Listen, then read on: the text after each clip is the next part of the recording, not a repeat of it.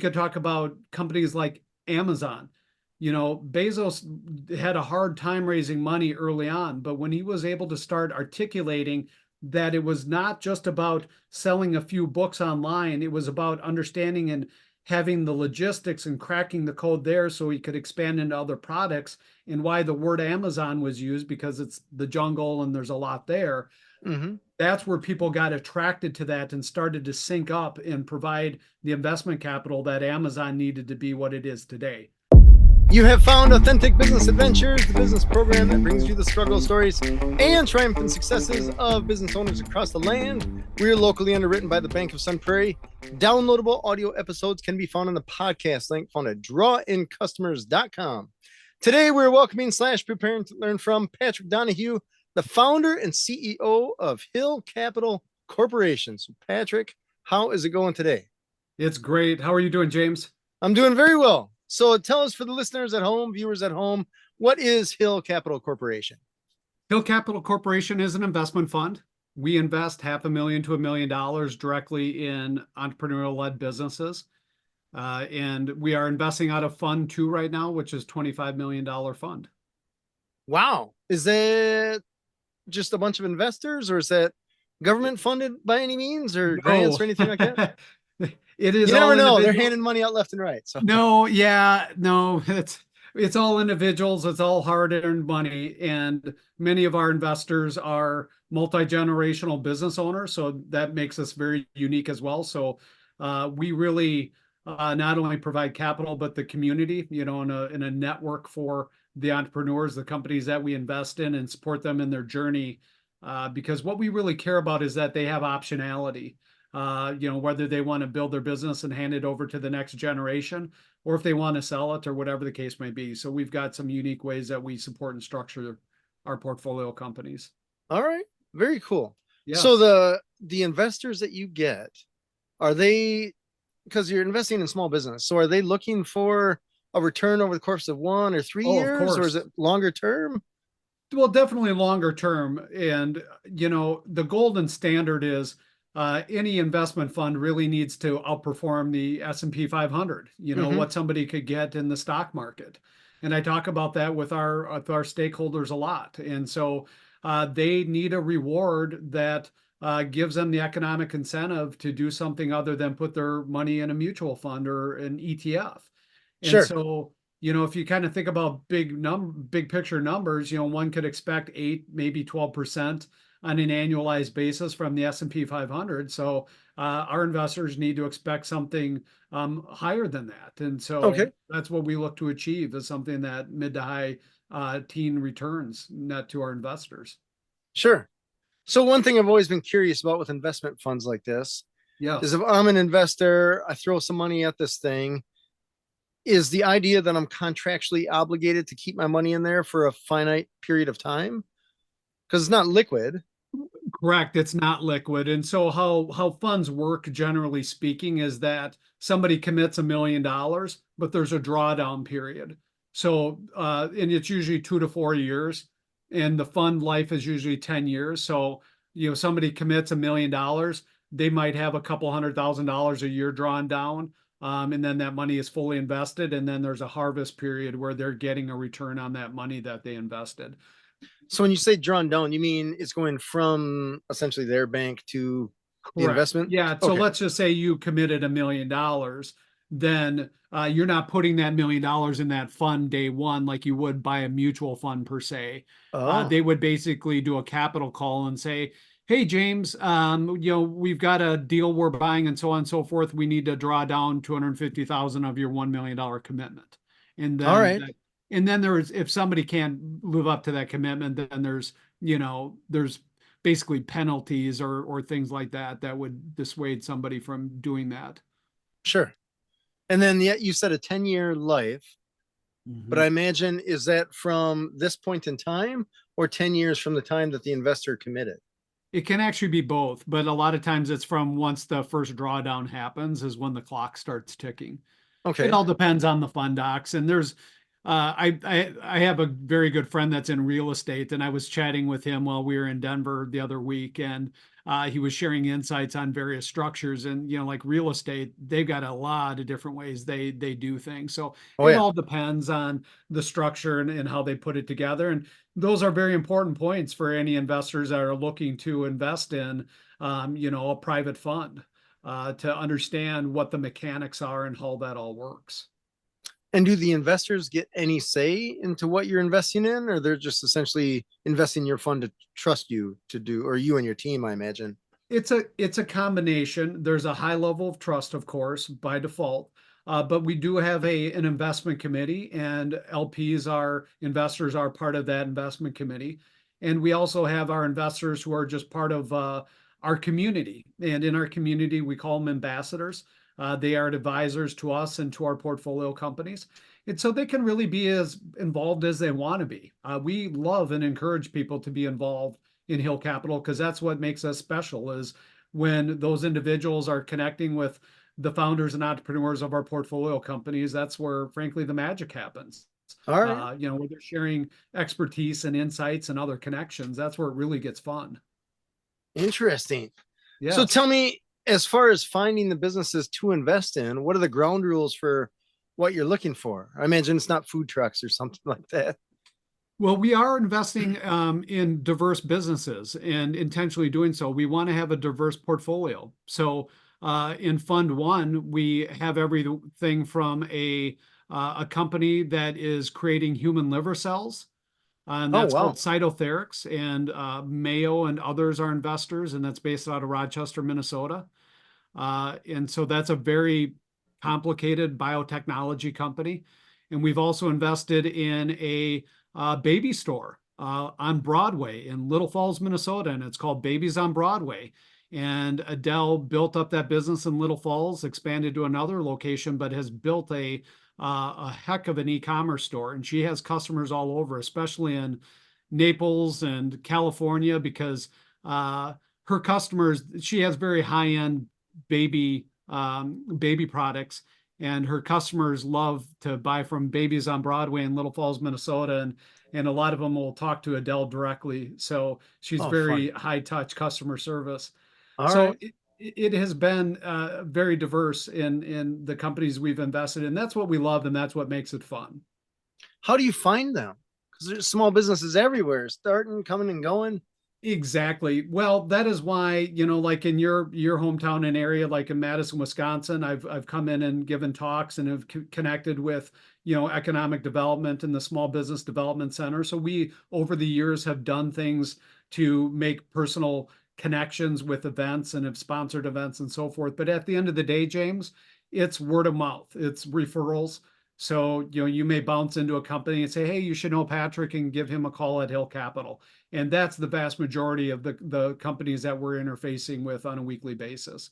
We All do right. get, we show up on lists, of course, and so forth, and we will get entrepreneurs that come to us cold and will hit the apply button on our website. And what's nice about us is we've built out our team where we will take meetings with everybody. We get to know businesses because our thesis is that it may not be a fit for both parties today, but over time it may be. And so we're not hesitant to get to know an entrepreneur, wherever they are in their journey. Sure. Uh, and so that's an important part of it is word of mouth and really being respectful of the entrepreneurs and where they are in their journey. So we try to help them wherever we possibly can. So you talk about where the entrepreneurs are in their journey. Is the idea that you're investing in businesses that are startups as well as, I mean, some form of growth mode of some kind, I Yeah, the guess? majority of our companies are doing 2 to 5 million in revenue when we invest Okay. and are looking to get to 10 to 20 million in revenue. That's our bread and butter. Cytotherix, when we invested, was pre-revenue. We invested in a number of companies that were well below $1 million when we invested, like Go Route out of Rochester, Minnesota. He had a few $100,000 in revenue, but he clearly had a product that was being purchased and used in the marketplace, and it was crystal clear that our money could be utilized for sales and marketing to help him get Go Route to the next level. And that's exactly what has happened. What we like to say, James, is that we will take execution risk we don't take concept risk. So if something is really early stage and startup phase, we would point them to Generator, which started in, in Milwaukee, Madison area. Hmm. And we'd point them to accelerators like that, because that's a much better starting point if somebody's really at the concept phase than we would be. Sure. Okay, that makes sense. That makes Yeah. sense. Tell me, when you're looking at the 10-year fund versus the business investment, I'm trying to think, even all the businesses that I've been involved in, 10-year plans are just, you don't know what's going to happen in 10 years. Well, and that's just as the fund. I mean, a lot of times the time of our investment is 5 to 7 years. Okay. So, and what's unique about us, James, is that we have a proprietary structure that we use. It's called a VC equity-based note. This equity-based note is structured so we can get paid back over time. So we don't have to wait for and hope and pray for the company to sell for cash someday. Because that's the elephant in the room. And it's a big reason why I wrote the book, Breakout Valuation, is to start to shed light on this. But once somebody sells stock to an investor like an angel or a VC, they're on a path to have to sell that business for cash. Hmm. And that has its own set of challenges, especially because time is no one's friends when you're calculating an annualized rate of return. Right. So that's where some odd things can happen where people are making decisions based on trying to, repay or provide liquidation to their early shareholders versus what they may have wanted to do, which is actually build a lifestyle business or a business that's multi-generation and hand it over to their kids someday. So that's why we think very differently than traditional investors about how to invest in and support founder entrepreneurial-led businesses. Yeah, that is interesting as far as the exit strategy or the exit goal for a business when you have investors versus when you're just on your own. I Exactly. imagine when you're talking about was it liver cell business? Yes. Okay, I imagine Cytotherapy. something like that. They probably, I don't know what's all involved with that, but I imagine it's expensive. It is very expensive, but that's also very different too. They have very sophisticated investors involved, like the Mayo Clinic, and they Oh, have a professional board of directors, people who've been there, done that. So that's kind of on the far end of the spectrum for us in terms of like companies that are truly, venture backable and could be very big companies. all Most of right. our portfolio are companies like Adele with Babies on Broadway uh, and Mercedes Austin, who founded Mercury Mosaics, that makes custom made, handmade tile Oh, wow. and beautiful mosaic kits. So again, that's us though. We love a diverse portfolio. We love to support the entrepreneurs. John Swart and Anna Haugo at Cytotherics are some of the best, and in Mercedes and so forth. And so for us, it really comes down to the people. It's really the people because they're our partners at the end of the day. That's what we look at and what we think a lot about is, how can we, support these entrepreneurs and their journey building their business. And a company like Cytotherics is going to get really big and sell someday. That path is known. It's not going to be a multi-generational business. Wouldn't make sense for them. It's a very in need medical technology company that's literally going to save lives someday. But you've got on the other spectrum companies like Mercury Mosaics and Babies on Broadway and Foreverance, where maybe they don't want to sell for cash someday. Sure. I suppose eventually, right? Well, eventually, right. It could for the Well, vast that could be. majority of them, that would happen. But they're not time constrained where it has to be the next 3 to 5 years or whatever the case may be. It can Oh, be okay. I see what 10 you're or saying. 20 years or whatever fits their time frame. Yeah. So these businesses that you're coming across, do you have to sell them essentially to the investors, or the investors picking and choosing which companies that you have that they're Hill interested in Hill investing in, or Hill Capital Corporation is the management company, and then Hill Capital Fund is the fund. But as the management company, we're identifying companies to invest in and underwriting that. And so by the time we bring it to an investment committee meeting, the investment committee is very aware of our pipeline companies we're looking at. But by the time we bring it to an investment committee, They're really just making sure we've done our work, like background checks, and have done the financial model and that everything makes sense for kind of like a final check and a final vote. But All when right. we make a commitment and we give someone to term sheet, we're good for that $500,000 to $1 million, absent some red flag that would come up in due diligence. Sure. Fair. Yeah. Tell me, you raised an interesting segue here about paperwork. I Yes. imagine putting together an investment fund from a SEC point of view and all that jazz is not as easy as just sticking your shingle out there saying, "Hey, I'm an investment fund. Throw me some money. We'll throw it at some businesses. We'll make some cash together. It'll be easy, right?" I imagine there's some red tape you got to deal with. Can you Yes. tell us about that? So Hill Capital Corporation actually started, we are in generation one of Hill Capital Corporation. We started as a business development company, a BDC, and we filed with the SEC. It's a story unto itself, but it is difficult. It's expensive. There's very detailed reporting to be a publicly filing company with the SEC. And so it's very few can really do it, and especially do it well. So that's a whole world unto itself. And then the vast majority of capital in the private space are private funds. You think about kind of like the venture funds and, the fund that like Generator has and others, that's just all, private fund, and they don't have to do, the traditional filings with the SEC like some of the big funds do, like BlackRock and KKR and so on and so forth. They do not. Okay, I wasn't aware of that. Okay, It that, all it all depends on the regulatory framework in which they've chosen to operate. So okay.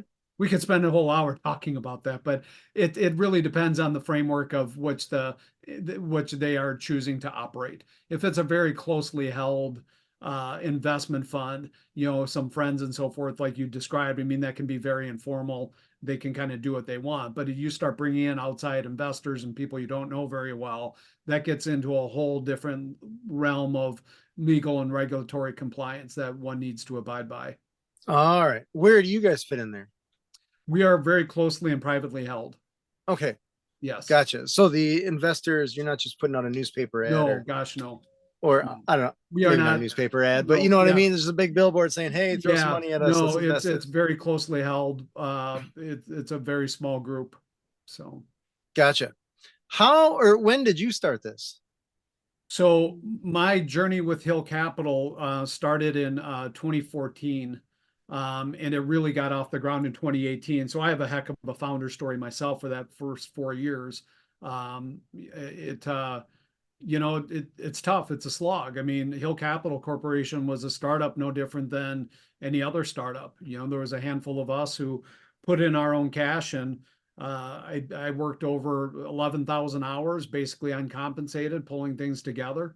I put a lot of time and effort into it, and use my savings to be able to do that and to fund this to kind of get it going. So it's a journey onto itself. It's not easy to start a fund, and there's a lot of reasons why there aren't more funds like this. And I wish there were, and I hope that we are an inspiration for more funds to become available, because there's a lot of need in the private businesses to get more access to capital. And that was our driving motivation to launch Hill Capital. So um, So what made you found this? Did you exit a different business or no, just fall into a bag of cash? I did not fall into a bag of cash. I'll just You say never that. know, right? But yeah, no, that's all good. I have done well, without a Okay. doubt, but I did not fall into a bag of cash. That sounds fun. Yeah, Uh, right. so my whole entrepreneurial journey started when I left investment banking, and so I had been around deal making the start of my career.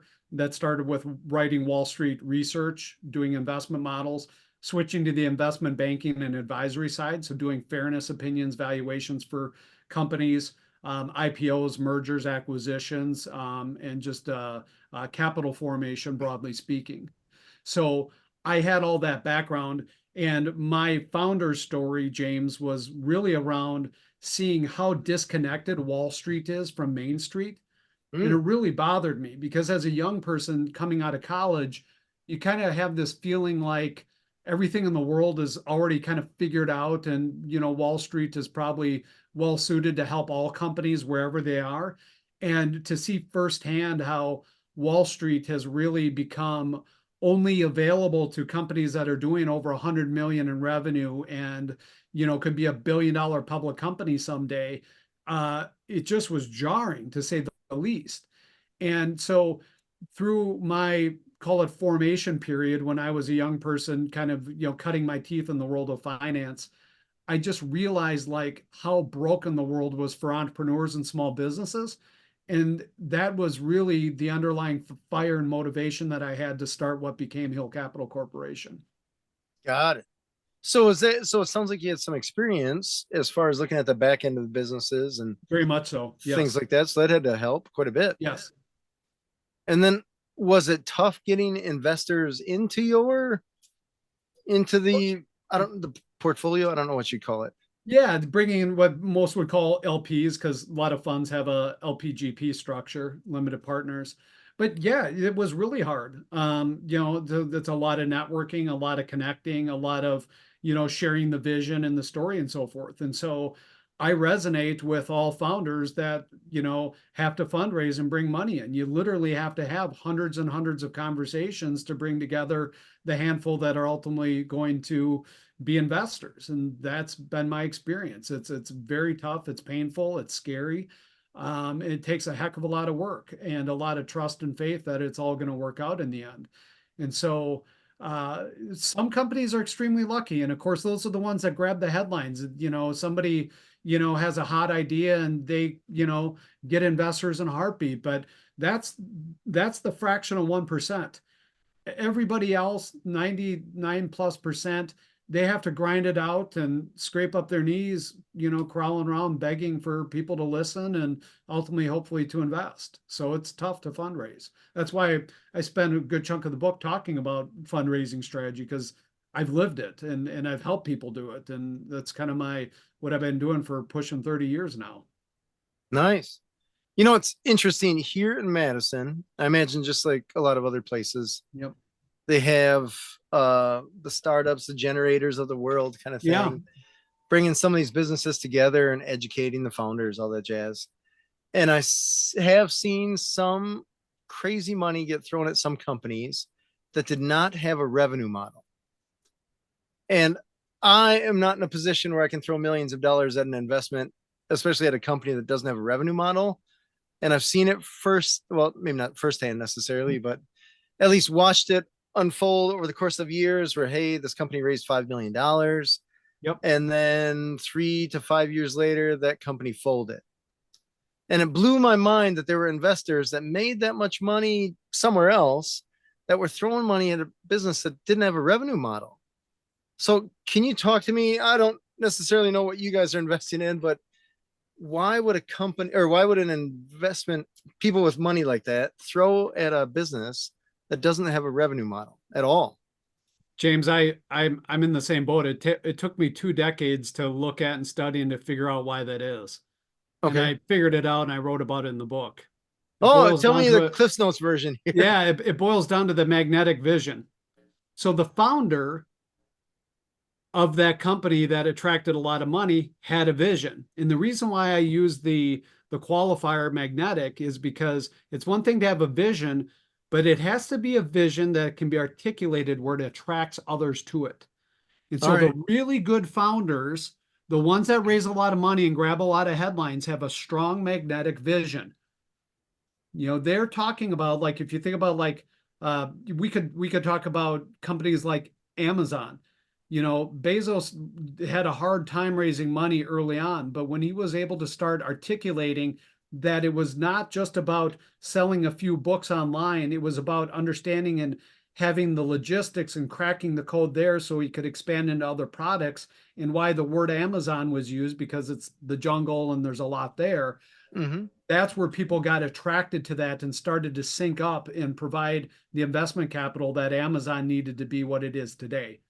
That's the difference. That's why you see in Amazon, again, we could keep talking about, because it's a great case study, even as a public company, for many, many, many years up until recently, was never profitable. And they got a lot of flack. And one of my, one of the godfathers of the top of ground valuation, Demoteran, he talked a lot about Amazon and, why is it that they have these huge valuations, multi-billion dollars when they had nothing in sight to be profitable? Well, it's because of Bezos and the magnetic vision that they had to keep building this. And that's what you're seeing with today. You think about some of the biotechnology companies that this happens with, the technology now, AI, but they have a vision of what all of this could be someday. And that's what people are buying into. That's why they get monstrous valuations and big money. Gotcha. Okay. Yeah, I suppose things like Uber that I think they're profitable, and they weren't for a very long time. Right. And But they in the early days of Uber, they to think about like that business model, like really people are going to drive around their own cars and pick it up. And, there's a great story about Airbnb, like really people are going to have people in their houses and so forth. But Mhm. those founders did a really nice job of being able to weave the story and say, look at this is what the world can look like with this business model. And people start to buy into that. All right. And that's where valuation, that's what I talk about in the book, is that's where kind of valuation goes out the door in terms of like traditional valuation multiples or anything you want to, Oh, because it'd be kind of, worthless. well, it could be. It's either going to be worth a lot or nothing. Right. So that's where people are Yeah. willing to make that bet. Yeah. It reminded me, or has reminded me, of the whole .com bubble back in the Yeah. early 2000s when people would throw money at anything that mentioned the word internet, Yep. And and there's the always something, pets.com right? thing and all that kind of Yeah. stuff. Yeah. It Yeah, was, I mean, yeah, in the 80s, it was the telecoms. You go back through history, everything through history. Back in, back in, back 100 years ago, what the stats are ridiculous. There's thousands, if not tens of thousands, of car companies. oh, Now yeah. we happen to know a few of the survivors, you Hmm. know, Chrysler, Ford, Pontiac, so on and so forth, that became GM and Ford and so forth. But there were a bazillion car companies that were, that people were putting money into and they were going public and on the stock exchange. So, Sure, that's fair. That's fair. I imagine back then it was easier to start, easier, not necessarily easy to start a car company, and it was the new exciting thing. yeah, Horses were going away, right? yeah. So interesting. I think Um, it's always hard to start a business. People, I think about that a lot because some people say, "Oh, it's easier today because you have the internet," and it's like, well, yes, maybe some of the access to things is easier, but on the flip side, it's as hard as it is as ever to get in front of potential customers. yeah, yeah. It's with there. If you got an unlimited amount of money, you can solve a lot with buying marketing and stuff like that. But if Oh, one's yeah. bootstrapping, it's really hard. Yeah, it reminds me of the movie Catch Me If You Can, Oh, sure, yeah. when Leonardo DiCaprio's character was talking about how it's easier to do essentially what he did now with the internet and stuff like that. But then I was Sure, thinking, well, it's also easier for them to catch you because there's way more breadcrumbs that you have to leave behind just with all the technology that we have. sure, They know exactly. where you are, when you are, and what you're doing, kind of thing. So instead of just taking stickers off of airplanes, Yeah, slapping yeah, them on a check, whatever. right. So I guess you were in the Wall Street world. Now you're in this world. Do you miss the Wall Street world? No, not at all. Not even a little bit. No. Okay, that's all right. That's all right. I mean, the only reason I pause is because I think one is always tempted by there's a lot of money to be made on Wall Street. You know what I Mm-hmm. mean? Like you know, those are some of the highest paying jobs in the world. And they can come with glamour if one cares about traveling a lot and eating at the finest restaurants. But if that's not what motivates somebody like me, it's there's nothing to miss. Um, what motivates me and why I get up every morning is because I'm very motivated to speak with and help entrepreneurs. Okay. And that's what I love to do. And I love to do this type of stuff where it's sharing insights and being able to talk about entrepreneurship and helping people really think about like how to create and build valuable businesses and not get snookered out of them along the way because there's a Right. lot of bad actors out there. And so that's the stuff that motivates me day in and day out because I've for my little career so far, I've seen a lot, and most of it sends shivers down my spine. But when you see an entrepreneur like Mercedes Austin with Mercury Mosaics, who's been grinding it out now for over 20 years and built a very successful business. There's Nice. nothing better in the world than that, and that's what I love to be around, because that's what inspires me. And that's also why I'm a member of the Entrepreneurs Organization, EO and EO Minnesota. I love being around entrepreneurs and seeing and sharing in their journeys. It is, I love it as well. I mean, obviously we're on a podcast about it. Yes. It is interesting when you talk to an entrepreneur versus when you talk to someone that is not an entrepreneur or doesn't even, a lot of times you run into people that just don't even understand.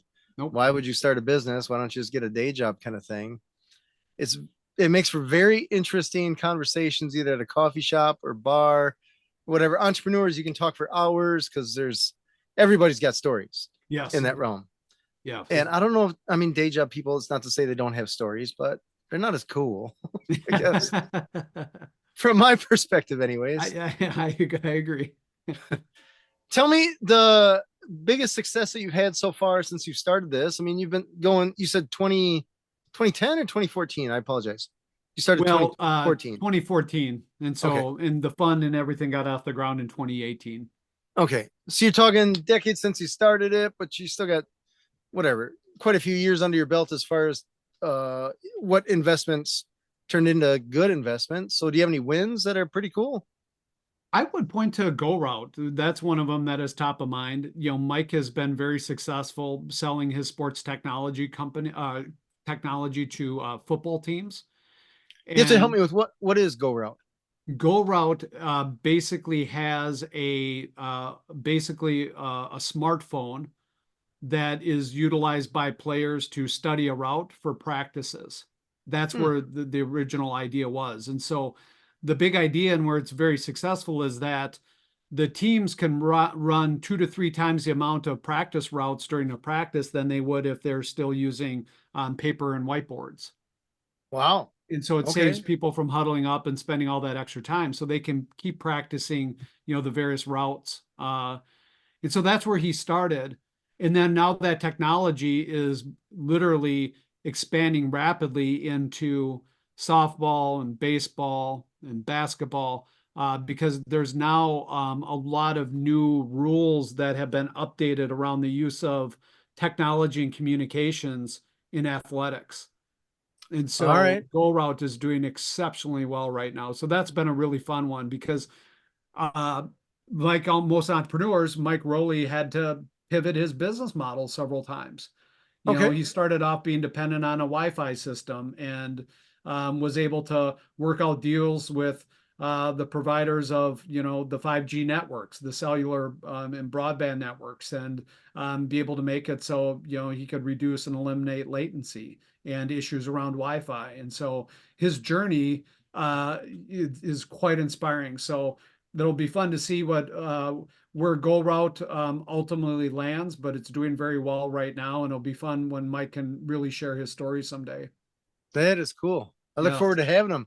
It's Yes. interesting you mentioned the Wi-Fi thing, because I'm thinking Mike putting together this business plan and the cool thing, knowing the routes for football and finding the problem. Yep. And then his biggest issue is the technology thing. Like, oh gosh, come on. I got to learn about 5G now. Well, yeah, that's a whole story unto itself. I mean, all of our companies that have, a decent amount of technology within their product or service has some story like that, because it's always being updated and changed and so on and so forth. And so there's always stuff coming out of left field, and I think it is and going to accelerate now with AI. And so that's part of the risk. I mean, people think like software businesses are the best businesses to be in. From a upside potential, they definitely are, but they're not without their pitfalls and and challenges. And a lot of software businesses go under, especially if they have Oh, to no spend doubt. money on sales and marketing. No doubt. That's a big one, because I'm now talking to a lot of people about like any pay-per-click advertising people are doing. I mean, the numbers have gotten bonkers. people, are now paying multi-dollars per click, and Oh, that insane. economics doesn't work as Yeah. like they did. Yeah, really quick story there. I had a online flower ordering business for a hot minute. And Yes, and pay-per-click advertising I thought was going to be the only way that we could get enough volume to make it worthwhile. And right. I think it was $18 a click or something like that. It was stupid.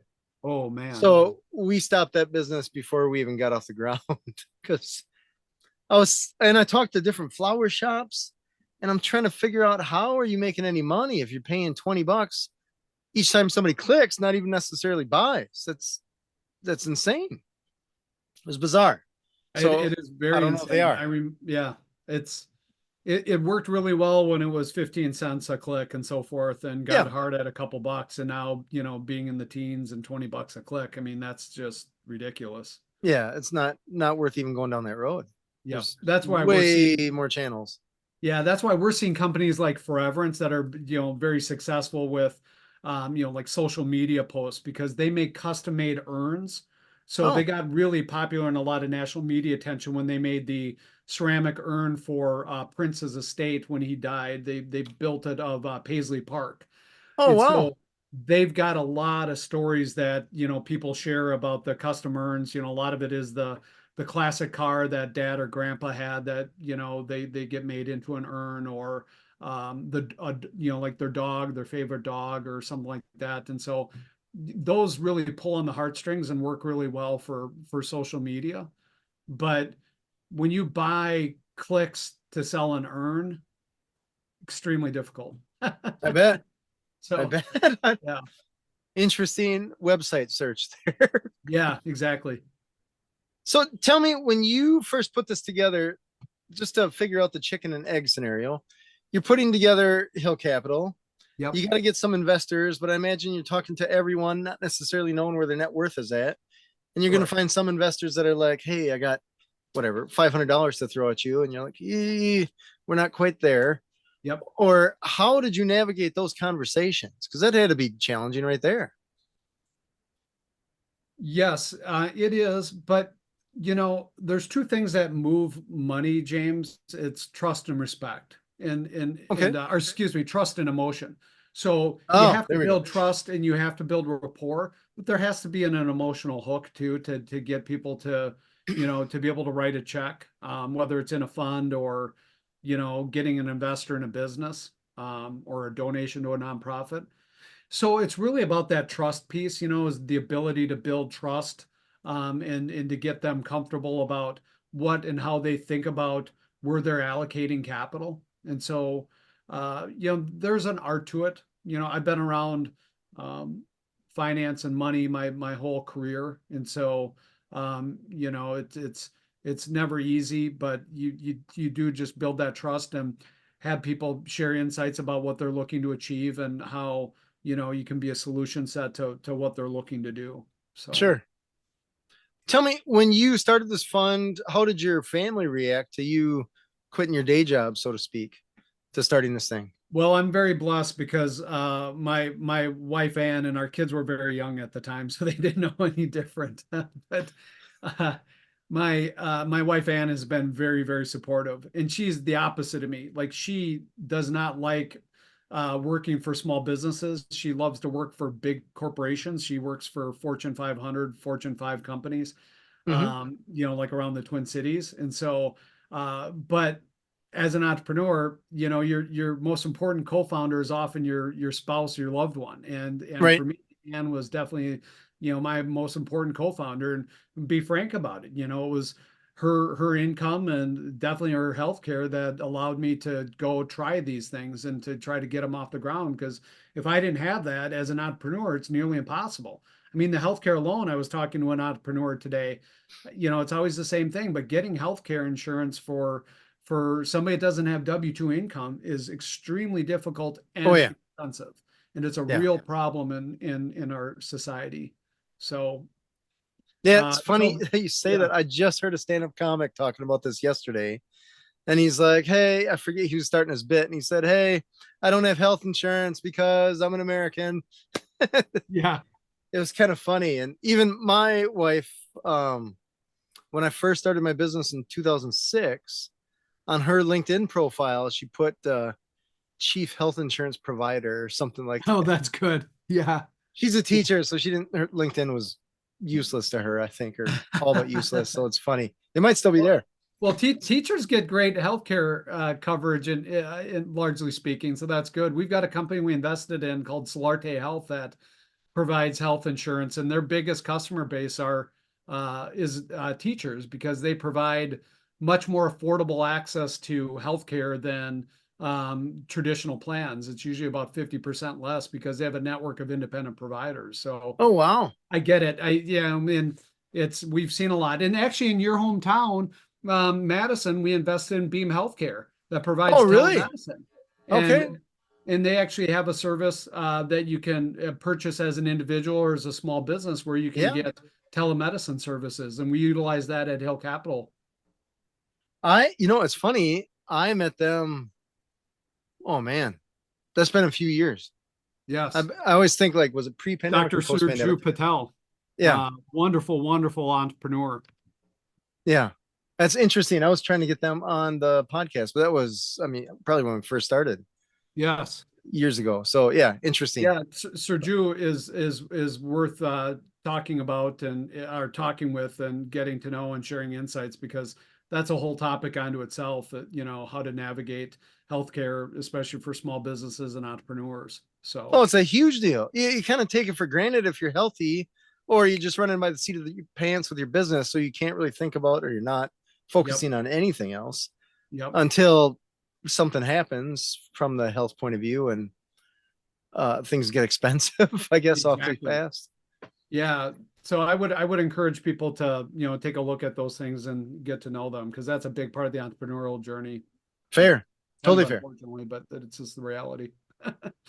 No, Patrick, I know we don't have a ton of time left, but I want to talk to No. you or ask you, if I'm a small business and I want to reach out to a company like yours to raise money, what Yes. are some of the things that I should have prepared when I reach out to you, or what are the things that you are looking for in a business?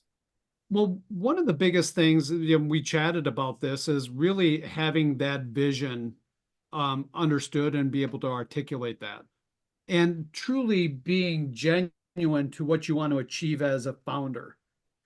And I say that because, unfortunately, in my opinion, a lot of accelerators and other experts out there in this world will coach entrepreneurs to really speak about the business as it could pertain to that investor. We Mm-hmm. really like to hear what is the interest of the founder and what they're looking to do. Because Mm. for us, if an entrepreneur wants to build a business and have it be a lifestyle business and maybe hand it over to the next generation, that's fine. And we embrace those stories. But a VC would shut that conversation down in a few minutes. Okay. So what's important to us is that the founder be really genuine in who they are and what they're looking to do. That goes a long way for us. And then, of course, we want to know the things about, where's the business today? What is it? How much money does it need? It doesn't need to be precise, but have a sense of like, hey, this business probably needs $1 million to get to profitability, or it needs $40 million because they have to do all these complicated, expensive things. But having kind of a pulse on what that looks like is very beneficial. Um, and then really just kind of cutting to the chase of like, you know, the economic engine was what I call it, is, really articulating like, we sell a widget, it's costs us this to make, we sell it for this, and we have to spend some money in sales and marketing to get out in the marketplace. But cutting to the point, kind of like, I think, people have a love hate with Shark Tank, and I think that's actually from the standpoint of hearing those entrepreneurs come in and answering the types of questions that the sharks have, I think is a pretty good indicator of what's important and kind of be ready for. Yeah. Yeah. Yeah. I mean, I'm a fan of Shark Tank. I think there's unnecessary drama, but I think maybe they just do that to make the show more entertaining Right. or Yeah, they do something. need But no, to. for the most part, I think that's really, for the most part, all you really need to know. I guess as Yeah. long as the numbers that they're giving are legit Yeah. And and the not other just, thing I would say, James, I love and appreciate your question because um, I think it's really important that entrepreneurs not get too hung up on making things perfect. because perfect gets in the way of execution. And when it comes Yes. to talking to investors, they need to get going. So if somebody wants to, I don't mind if somebody is a little bit early and reaches out to us, we'll get to know them and talk to them and say, hey, figure these things out and let's, reconnect in 6 months or whatever. Completely fine with us. Yeah.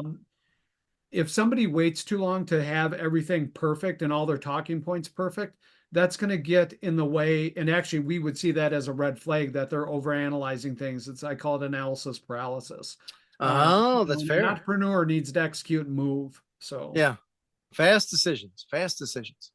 When you have invested in a company, I guess we touched on this with the exit a little bit. Do you advise companies about when it's time to pull the chute or sell, or do you more or less just leave that in their hands? we leave it in their hands, but we meet with our portfolio companies on a monthly basis. So we don't take Oh, board you seats. do? Okay. Yep. We don't take board seats. We don't dictate strategy. We're not overseeing and having opinions on hiring and firing and all that stuff. But we do get together with them monthly and we simply ask, how's it going and what can we do to be helpful? And we've All right. had a number of companies that said, hey, we're starting to think about an exit and we'd really like, some help thinking about this. Now we have 56 ambassadors today, and a couple of them have very strong M&A background, have literally led corporate development for Fortune 500 businesses. And they've made multi-billion dollar acquisitions, divestitures, and so on and so forth. And so we can provide them with access to people that can share insights on, hey, here's what the things you want to think about as you prepare the company for a sale. You want to have your processes in place and documented and so on and so forth. And we also host events where we help educate and provide those insights. But it's when our portfolio companies come to us and ask for it, where we'll give them all the help that they need. Nice. Yeah. I love it. Well, Patrick, thank you so much for being on the show. Yeah, thank you, James. It's really fun to share the insights and to have the conversation with you. Yeah, absolutely. Where can people find you? Yes, I'm easy to find on LinkedIn. So Patrick E. Donahue, Hill Capital Corporation.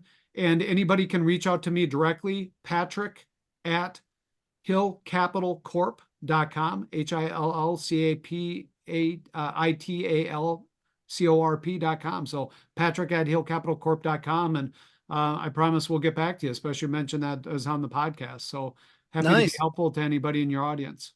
So, I love it. I appreciate it. Thank you so much, Patrick. Yeah, thank you, James.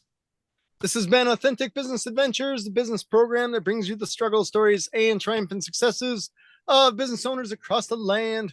We are locally underwritten by the Bank of Sun Prairie. If you're listening or watching this on the web, if you could do us a huge favor, keep the algorithms happy, right? That's thumbs up, subscribe, and of course, share it with your entrepreneurial friends, especially those that may need a little extra cash to get their business growing. My name is James Cademan, and Authentic Business Adventures is brought to you by Calls on Call, offering call answering and receptionist services for service businesses across the country on the web at callsoncall.com. And of course, the Bold Business Book, a book for the entrepreneur and all of us, available wherever fine books are sold. We'd like to thank you, our wonderful listeners, as well as our guest, Patrick Donahue, the founder and CEO of Hill Capital Corporation. Patrick, can you tell us that website one more time? Yes, hillcapitalcorp.com. And they can also find me at breakoutvaluation.com. Breakoutvaluation.com. That's right. You have the book. Yes. So where can the book be found? The book is on Amazon. It's on Audible. I recorded it. I narrated it myself, which was a fun experience. But nice. On Amazon and Barnes & Noble and everywhere books are found. I love it. I appreciate it. Past episodes can be found morning, noon, and night. The podcast link found at drawincustomers.com. Thank you for listening. We will see you next week. I want you to stay awesome. And if you do nothing else, enjoy your business.